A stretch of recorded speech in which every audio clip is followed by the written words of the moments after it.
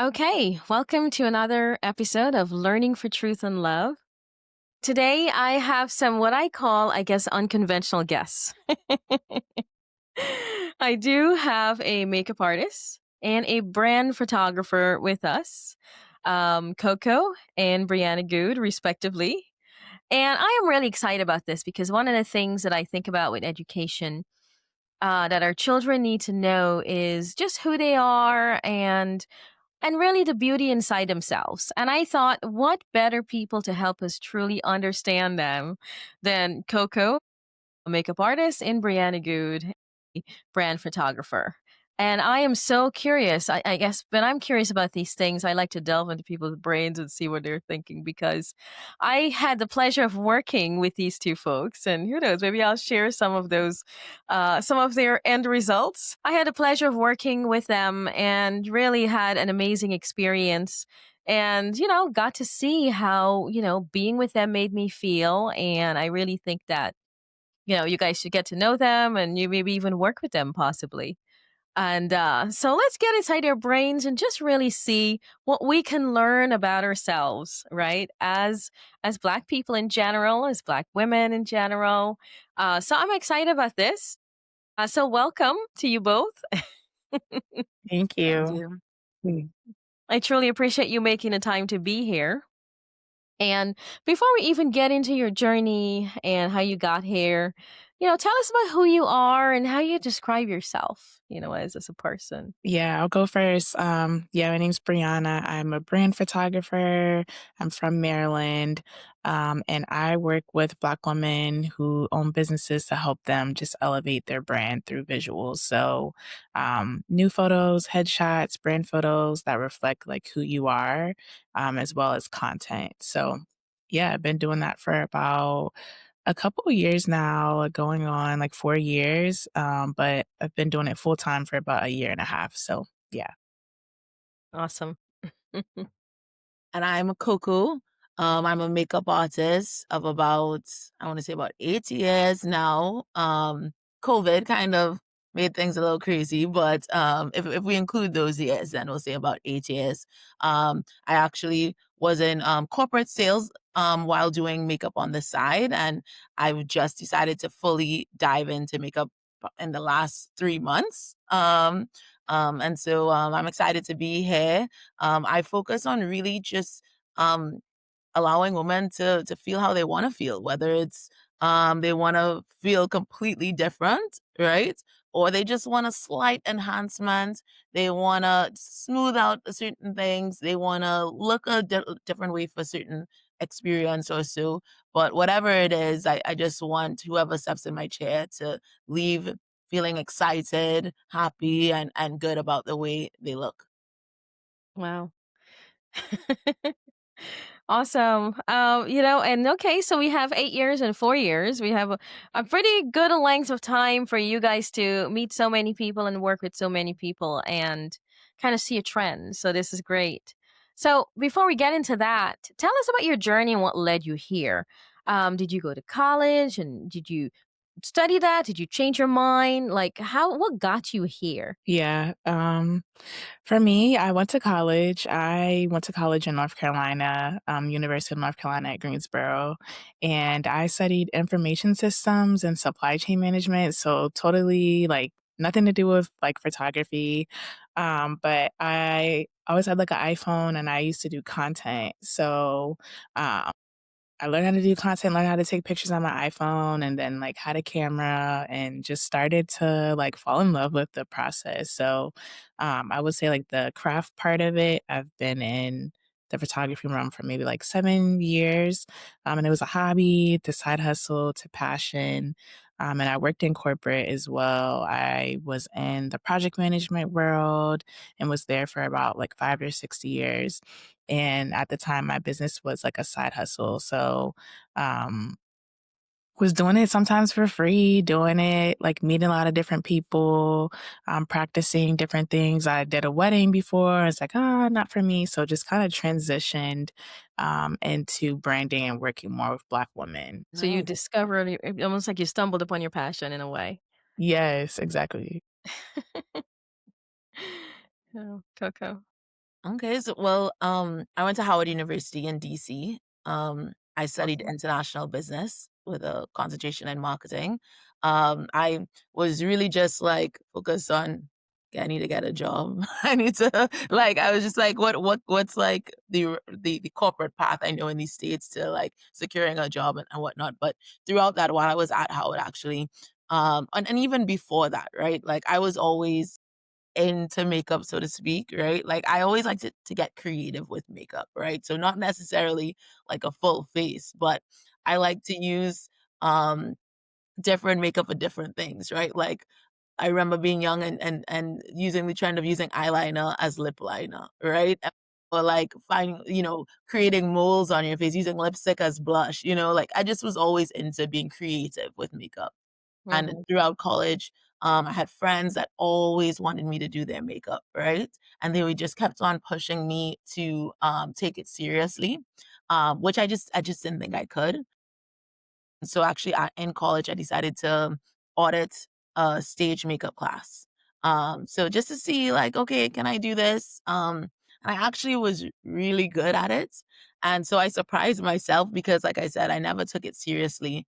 And so after that, I got like a couple of gigs here and there, but it always felt like I didn't want to put myself out as a makeup artist. But if Mm. people brought, gigs to me, then I take them. And honestly, it was like that for a long time. Like I worked in corporate sales for a while, and makeup was always just like if it comes. And then I think it wasn't until like 2018 or 2019 where I decided like, you know what, let me get certified, see how this is. And I went to this certification and again, the instructors were like, "Wow, you're really good," all of this. So further um validation. And so I finally decided, okay, let me set up a website and start taking clients. And that's kind of where it started. And then most recently I decided I didn't want to be in the corporate world anymore after 12 years. And so I've left and decided to pursue doing makeup full time. And as a creative, there might be other things that I get into. Right now, I'm just in a space of like finding things that I enjoy. And so makeup is one of them because I love helping others feel good about themselves. Mhm. But I'm in that period now of just discovering different things. Wow. I thought about both of you recently because, I thought, oh, let me take some Christmas pictures. And I'm thinking, oh, you guys are so far away. Just to Especially let you know, huh? especially Coco. Okay, now Especially I know. Coco, yes, really far away now. Just let everybody know, both of you, I really dug to figure out and look at everybody's portfolio to see what everybody was doing. And so I hired them for my what's the word? Milestone birthday. So and then afterwards I loved it and I was just amazed and I decided later on, to hire you both again for branding. And so, here we are. I decided let's talk about this. It's funny because in our brief chat before, I realized when I asked you guys a question about you know, people's, whatever it's hair, I already would put my foot in my mouth. And so even though I knew this already, you guys showed me, just how different you think about things. So let's kind of delve into, your genius. What is that you do for us as women? How do you let's first talk. How do you approach this? Because I have a whole bunch of questions. How do you approach this and think about this in terms of and how you help and mostly women you work with, right? Mhm. The most spots. I mean, it also depends. I've had male clients as well. Okay. But honestly, it starts off with the clients, right? And once they reach out, understanding like what they're looking for, like how they want to feel, like what they want out of this experience, what's the Mm, occasion. Um, and so that's where it starts, right? Asking them for some inspiration, right? Like what inspiration do they already have? And mhm, then once we're in person, it's getting to know them a little bit, understanding what they're accustomed to, right? Because everybody's idea of things is different, right? What you think natural is and what somebody else thinks natural is completely different, right? And um what you think makes you feel confident and look good may be different from what I might necessarily think off the bat. And so it's really understanding what the client is accustomed to, what they appreciate, how they like to feel, and then Mhm. determining how they want to feel now once they're in your chair. And for me personally, I like to Mhm. take them along the way, right? So a Mhm. lot of the times I'm explaining what I'm doing throughout Right. these steps. I'm allowing them to see it if they want to throughout these Mhm. steps. I want them to feel confident throughout the process. And then even afterwards, I don't let them leave without telling me they like everything. If there's anything that needs to be fixed, anything that they want to change, I Mhm. want everybody leaving the chair feeling confident and feeling happy with their experience. Wow. Thank you. Yeah. For me, that's amazing, Coco. Yeah. For me, I have a streamlined process, so I really try to get to know you and like your brand. And I do push you along the way. So I ask a Mhm. lot of questions. We have like planning calls. Um, I also speak life into you. Like, I'm a woman, I'm a Black woman. So I understand, like, showing up online is difficult. And even like getting in front of the camera, like, it's hard because you have Mhm. like, your imperfections, or sometimes you're just not ready, like, you're emotional or different things. So I Mhm. try to take that into account of my process. That's why I include like planning calls, just to see like how you're doing, like where you are with your brand, your goals, and different things. And try to hype you up like during shoot day as well. Mhm. Pose you, come with different poses, suggest makeup artists like Coco that do good works. Yeah, that's my process. Wow. And I Thank do you. have to say, what's that? No, I said thank you for the shout outs. You're welcome. And I do have to say, I was impressed by how streamlined your process was, and I can tell, oh, she's getting to know me. But what I'm amazed by too is what a journey that was for me. Because for a lot of reasons, women, we, not just women, we all have our insecurities, especially as Black women, and trying to figure out who we are. And this is not an area that I've worked on per se. I focus on very the academic side, and I was reading and studying, researching. So I was just really impressed. Just by how just working with you for a short time helped me to even get to know myself, right? Um, and so, and I kept thinking, wow, this is an emotional journey too. This is an important journey. And trying to link it to even our education and what we should know. And before I even get there, I want to ask how, when I worked in my other project with an artist, I was amazed by how they helped us to, how they reimagined what it meant to be Black, right? And what it meant to see ourselves as beautiful. It is a struggle. It's a struggle that many of us have. It is a struggle that goes so deep and it's so internalized. We get a lot of negative messages from a lot of different people, and even from people who mean the world to us, that hurt us deeply, right? And prevent us really from getting to love and appreciate ourselves the way we should. So I want you to, walk us through and help us to understand just what your eyes see, when you look at and work with let's just say a Black woman, right? Like, how should we think about ourselves? And that's a whole lot of questions in there. So go on. Coco, you want to go or? Okay. Yeah, I could go. It feels that's a very heavily loaded question, I'll I say know, sorry. first, right? Tackle it however you want. What I'll say is like what I enjoy about doing makeup is that, especially with having like different clients, it's just everybody's unique, right? No one looks like, even whether you get sisters or a mother daughter, like they're Hmm. not exactly the same, right? And so, and people are surprised by their, at least I can talk about like in the beauty space, right? Are surprised by their features oftentimes that are appreciated by others that they may Hmm. not appreciate themselves, Hmm. right? Sometimes it might be like your eyelashes. right? That you some people don't even think of it, right? And there's some people that wish they had curly eyelashes, that they didn't have to use the eyelash curler for, and some people, like, don't even take a second to look at it, right? And so, um oftentimes I'm always able to find beauty, something really interesting in everyone's features, whether it's like I've always loved moles. I've been a weird thing where I've loved moles. And so like whether you have a beauty mark somewhere, Mhm. I love eyelashes. I love thick brows, right? And so if I'm able to find some thick brows, full lips, you know what I mean? A great high cheekbones or, Mhm. skin, there's always something to marvel at, right? And I think everybody has their insecurities no matter what.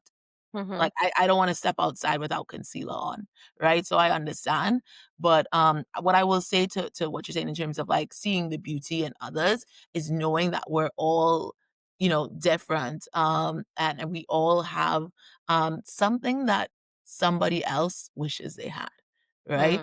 Mm. No matter what you don't like about yourself or what you wish was better, there's always gonna be somebody that's like, "Wow, her nose is beautiful. Her cheeks are beautiful, her skin is beautiful." And I Mhm. realize that a lot in doing makeup because I'll call out something that I'm like, "Wow, this is so beautiful," or "This is so nice," and they're like, "What?" And so I get excited being able to bring that attention to it, and then when I do, then after they're like, "Oh, you're right," and they start to realize that that piece of them that they didn't may not have noticed or realized or so, and now it's something that they can feel beautiful about. Mm. Wow. Brianna? Good. Okay, Catherine, repeat the question again. Please. Well, what unique view do you bring? Yeah. And really, that you help people with and understand. Mhm. Yeah. Yeah. I think for me, like, just helping them show up more confidently, um, and letting them know, like, you're never gonna be fully ready. Like, you'll be ready to, step in front of the camera and show up for your brand, but there's not a perfect time. So you could just be like, "Oh, like, I'm revamping my website, but I want it to be, fully done before we do the shoot or something." Like, I'm just, like, reminding them, like, "Hey, it's a process." Just giving them a different perspective or a different viewpoint of their brand, helping them talk through and process things that they may have, like, overlooked, like location or, like, um, say you dress professionally all the time, but maybe your viewers or your audience wants to connect with, like, the side of you that's more fun or, like, more casual. So offering a different perspective and helping them be more confident, like, in front of the camera, as well. Yeah, I do have to say I was surprised by your final exercise. It was a good exercise that brought me out of my that brought me out of my element. Um And I'm glad I did because a lot of us, like you said, we get stuck in this idea of what we think perfection is, right? And we don't really bring ourselves to the table as a result, right? It just really hampers us. Um, you all said something that actually you all said several things there that I meant to ask you about. When you think about how we need to see ourselves as beautiful, right? What are some things you feel like I know you talked about, what beauty you see. What did you observe are some things that, for example, we struggle with, right? You've had quite a few clients by now, right? What are some things we struggle with that you say, wow, I just wish this person didn't, or, whoever, they didn't struggle with this because I really think this is this way, right? What are some things we wrestle with and maybe even creates a little challenge for you when you try to convince us otherwise? You know. I think for, like, my clients that I deal with, they struggle with, like, confidence. I mean, a lot of us struggle with that, but confidence, seeing themselves in, like, a different light, so I also offer that perspective. What else? We don't take pictures, like, as much as we should. And I've just, a lot of time, especially just Black men and women, like, they're seen in a different light. So I try to just like show them in a good light when I'm photographing them. So yeah. So then like when you get in front of the camera, like what do I do? Like the whole body posture and like what I do with my hands and like things like that is something that I think we're still learning because we don't take pictures all the time unless like, you do family photos or something. So yeah, I would say posing, body movement, not being awkward. And I think that comes with like also healing and like trauma too. So yeah, definitely confidence, self-esteem are like the main things that I see.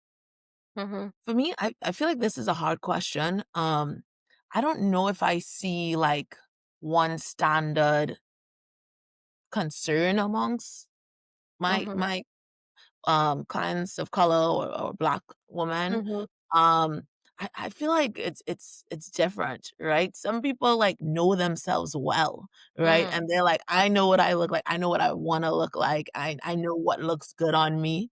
And then there's some people that are like, I've never gotten my makeup done. I don't know what looks good on me. I don't know. I Mm-hmm. don't think I look right. So it varies, right? And I think it's just like case by case, right? Mm-hmm. You know, yeah, that's all I can say, I think, to answer that, right? Like, I don't think I have, like, a set, um, insecurities across the board, but, like, they vary depending on person, and that's how I like to treat it, like, each person uniquely, what they need. Wow. It's funny you brought up a question, something I'm thinking about too. I'm curious as to how you see color, think of color, because that was I found myself depending on where I go, you go do this testing, whatever, and you buy makeup. I've had occasions where people choose things, colors that I think are too light for me, right? Um, and I see the difference it makes when you're, especially when you're in camera. And then it took me a while to realize also, even recently, that I bought makeup that was maybe darker than myself, right? I don't know why it didn't. Cause there was some. It's funny. I have an old picture of myself. I was like, wow, that makeup was really dark on me. I didn't even think about it. And I remember when I was working with you, Brianna, you did explain to me, you know, which light, this light, bleaches your skin, or this light makes you look um a certain way. And I know that sometimes, the intention, especially when I look at movies and stuff, is to sometimes bleach some features away, right? Versus highlighting, right? And not everybody's goal is necessarily to make Black features look beautiful, right? So I wanted to know, how do you think about this, especially when it comes to um color and what makes a Black person beautiful? And I'm giving you all the tough questions. I know, you're coming with them This is today. like psychology questions. Like, why am I not asking a psychologist? I'm asking you because you guys bring yourselves to the table, and sometimes people are in touch, sometimes people are not. Depending on where you are. So, I feel like all my answers kind of trail across the idea of like everyone's unique, you know? And so even when thinking of color, like that's what you have to think of. I'll answer this in like two ways. One, um, in reference to what you were talking about in terms of like your complexion products and stuff like that. Well, hmm I think it takes practice, right? Like hmm for me personally, I've realized like I can makeshift anything on my face. Like, I've known hmm my face so well because of the amount of mm, practice I've had with my face, okay.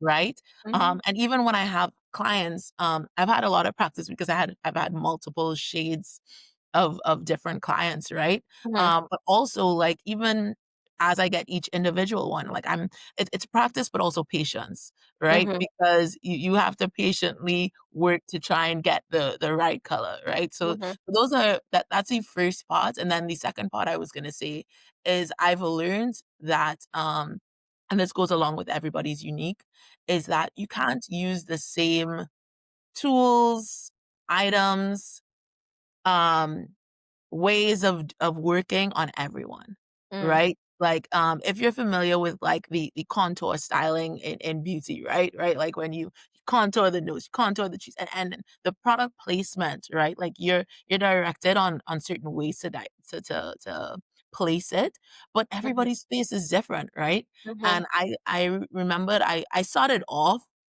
doing makeup based off of everyone's unique features. But mm, then you get all these makeup trends, you get all these different things coming out, and you feel like you need to apply it to everyone.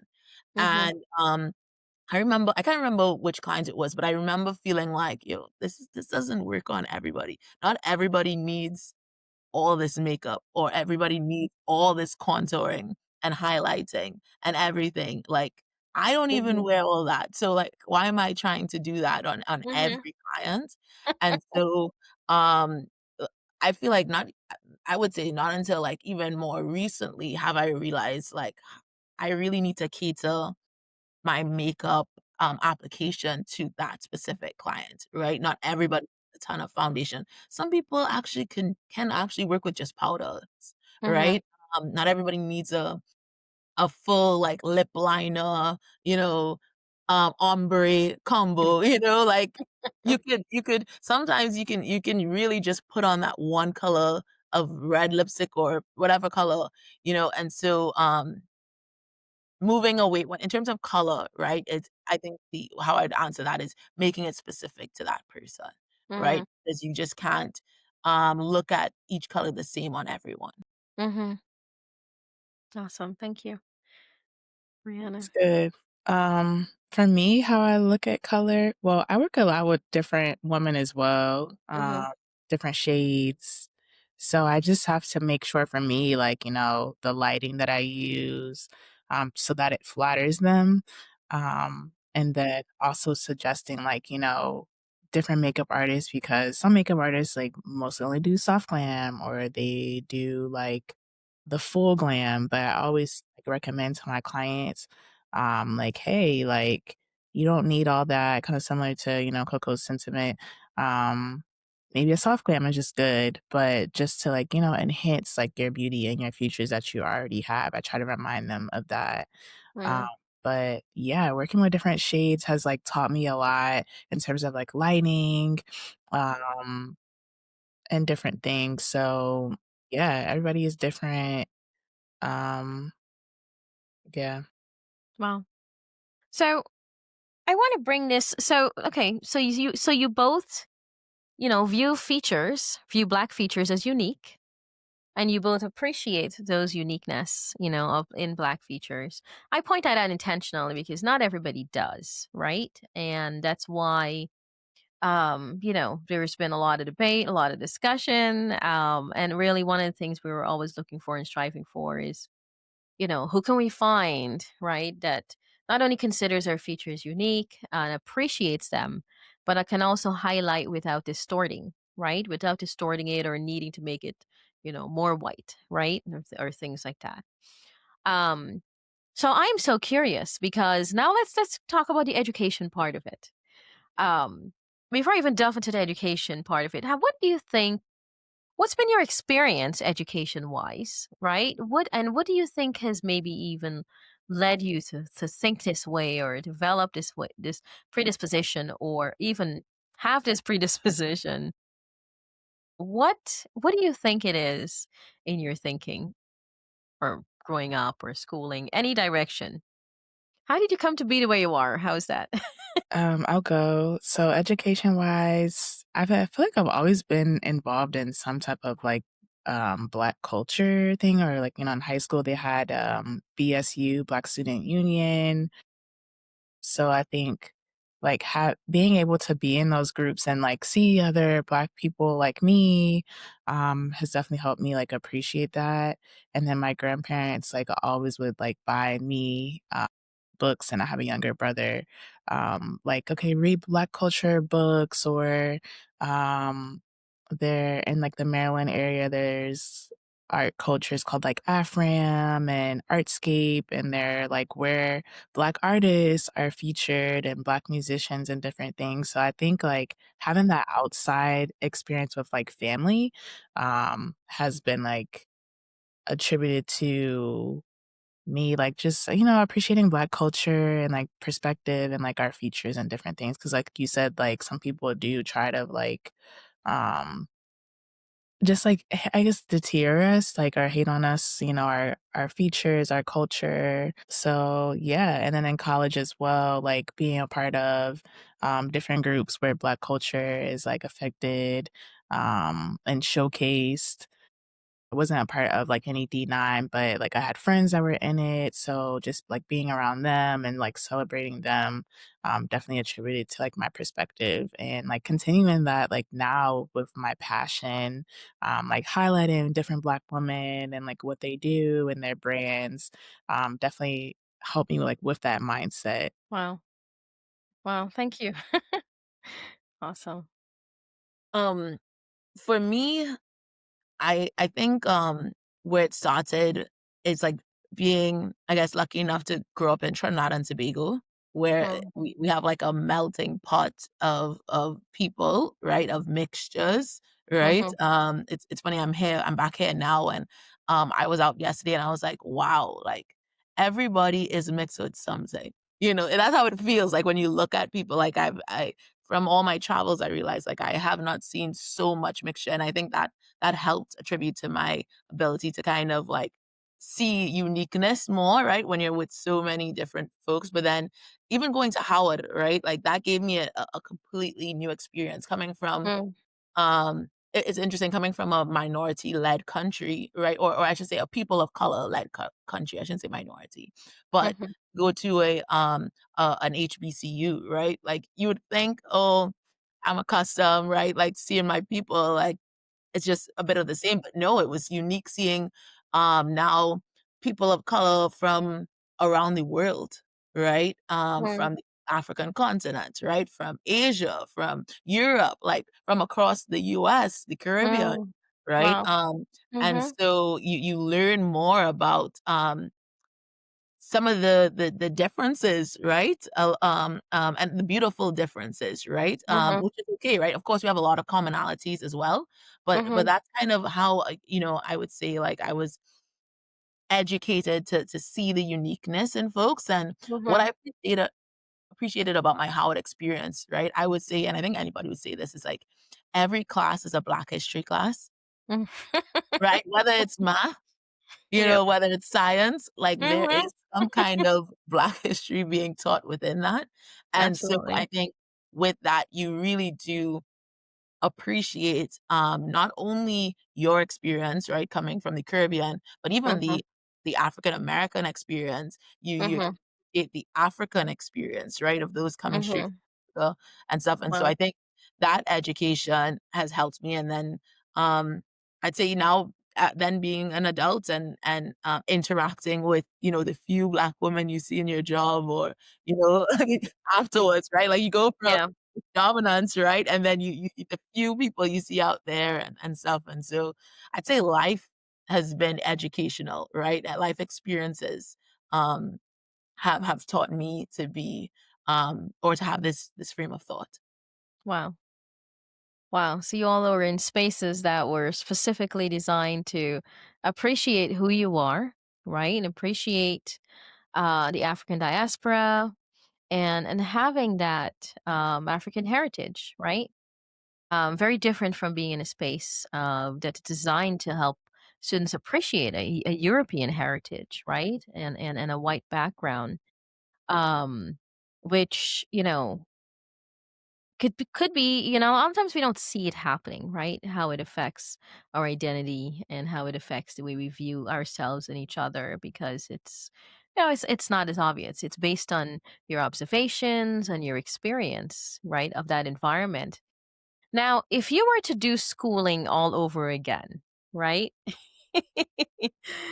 what what would you wish schooling at any point, right? I'm even thinking K-12 as well as what would you think and even trying to figure out what is it our children should know? What is it our children should understand about themselves? What did you wish back then? Right? And what do you wish for, even when if you all both decide to have children in the future? what would you want them to be able to experience, right? To appreciate and embrace themselves. You can approach that from any direction. I know. Mm. I think for me, so I went to a PWI. So if I could do it all over again, I probably would go to a HBCU. Just to like get that experience and different things. And it's still time. Like I could go get my master's and go to a HBCU, but it would just be different. Yeah, I think if I had to, do it all over again or like, give advice to like my future kids, I would tell them to be involved like in different cultural things. So join a lot of different clubs, even like being at like a allies club, like, Latina or Asian American or something like that. But I would say like, just be yourself, be bold, try a lot of different things.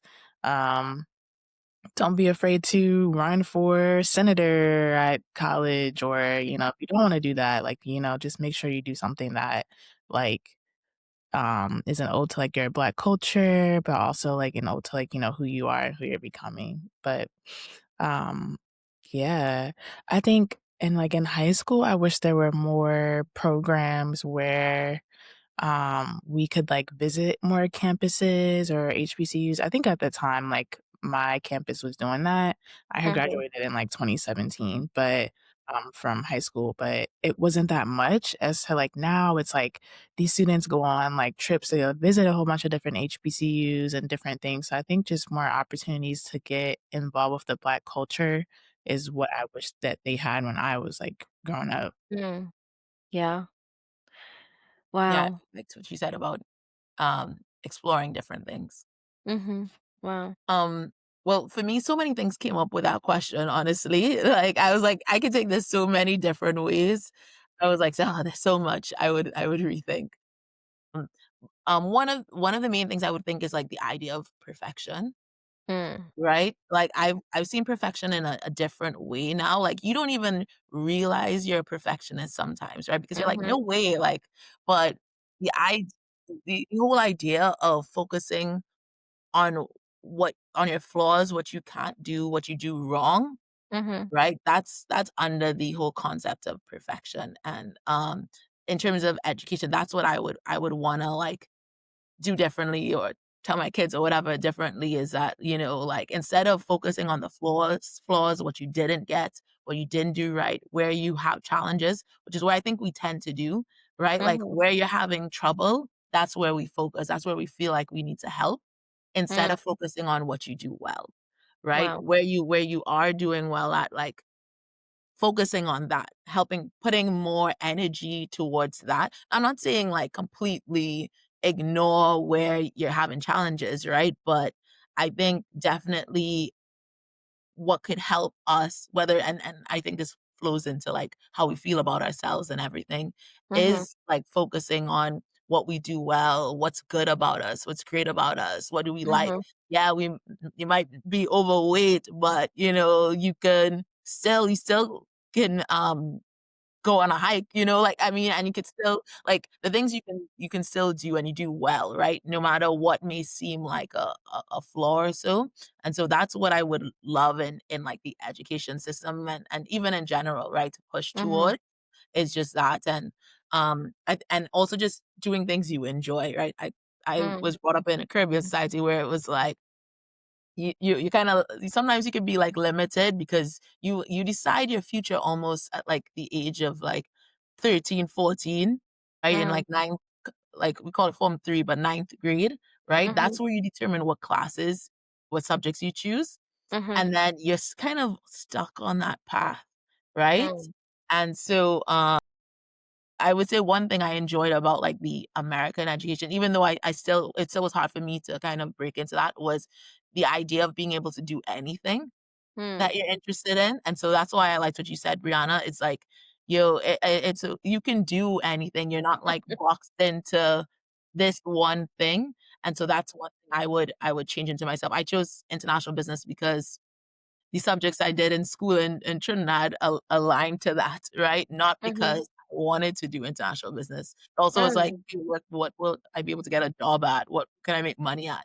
I didn't choose it because it's something I enjoyed. It's like I was just making good out of what I had. So those would Mm, be the 2 ways I'd answer that, right? It's like yeah. one is getting away from perfection, right? This idea of perfection, focusing on flaws. And the Mm-hmm. second way would be opening up like our system to focus on or to allow us to do more than just certain things. Wow. Wow. You both said some amazing things there. I and it's also when you mentioned being a perfectionist, I think this is where I see being at an HBCU could be beneficial, right? Because the way we extend the idea of perfectionism, oftentimes it's in comparison, right? Comparison with others, comparison with whiteness and white features, as opposed to comparison with each other, right? And as opposed to seeing each other as a norm, we make, white features and whiteness as a norm instead. Um, but you all bring up a really important issue, something I do write about and talk about, which has to do with, even the economic pipeline, right? Because when you're at school, and even all the schools I've been at, as a teacher, I don't remember ever anybody ever recommending or suggesting or even exposing students to HBCUs. And I think it all has to do with the economic pipeline and how we feed students um, into systems that benefit only the European culture and not the African diaspora as well. I think exposing students will be important. I think that'll be really something that we need to change as a society to give students that option. Um, because everything has its pros and cons, and sometimes what some people need is really to be secure individuals, right? Um, in a way that would affect their development later on. And we do see those differences. I think, even for me as a parent, I have to make additional effort, to do so and expose my son. And listening to you talk, I wish I had, expose him more, and really a lot of times, unfortunately, um, our programs are usually um, sometimes don't have the resources that give her students a different type of experience, and I think that's something that hopefully, you know, we can we can do better in later, right? And hopefully do better in now. What advice do you have for people like us who struggle with appreciating who we are? Um, what advice do you have for people who are not like us who struggle to appreciate who we are?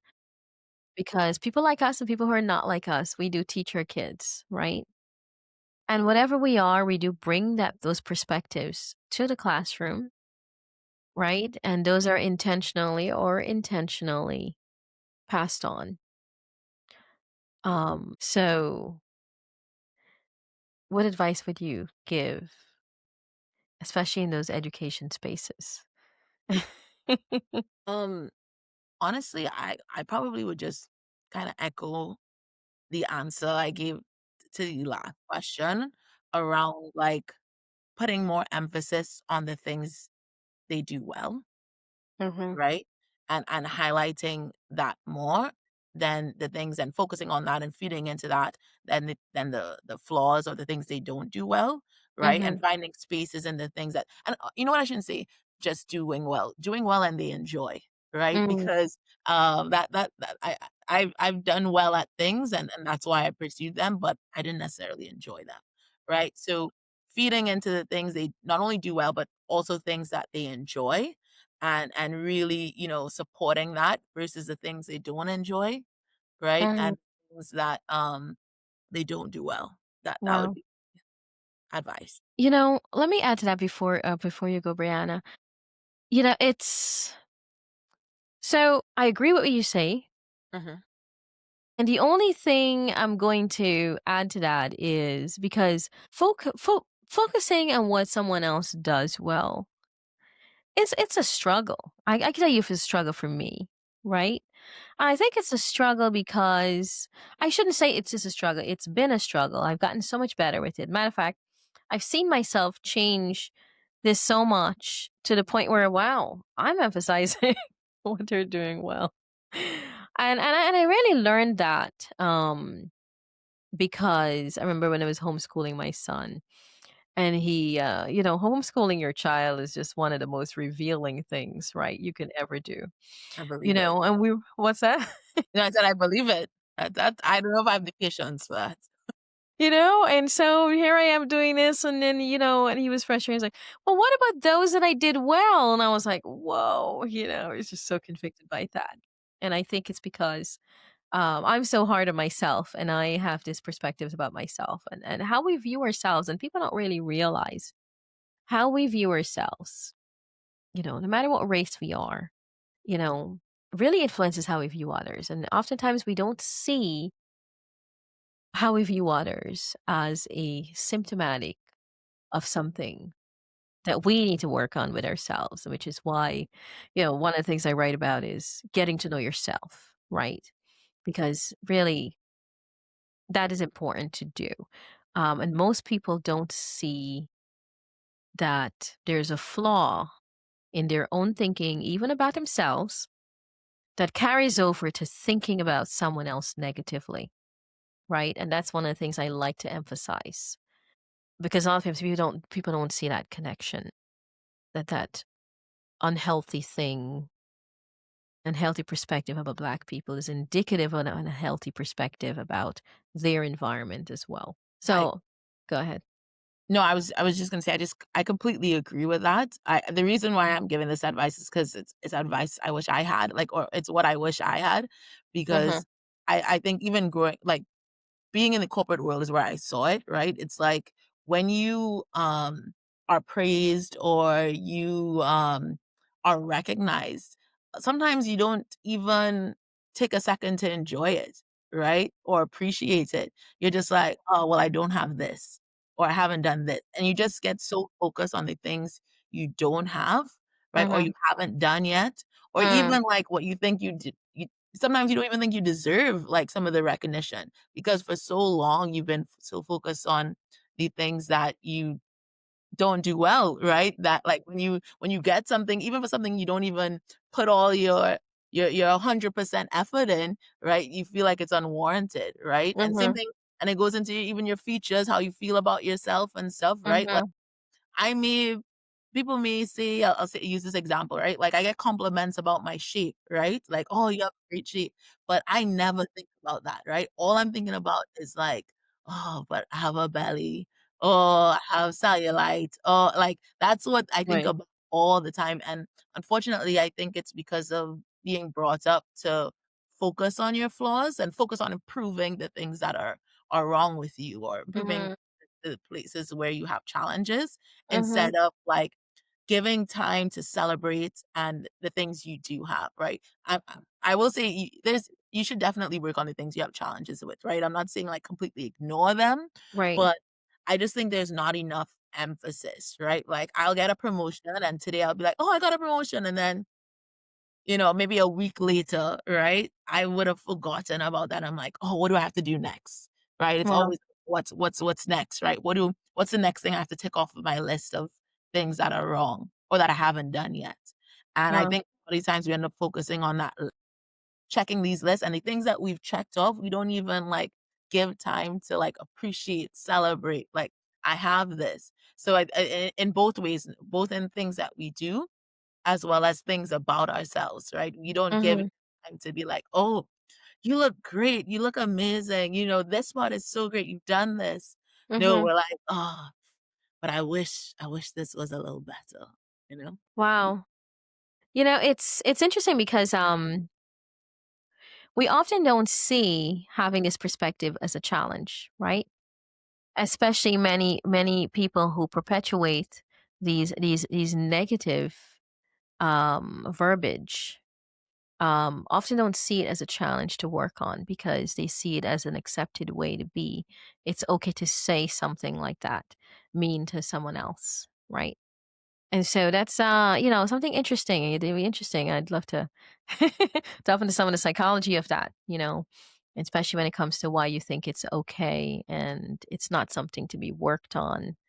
You can say something mean to that person while being kind to someone else, because you think it's your right, because you think it's your privilege and your advantage to do that. So Brianna.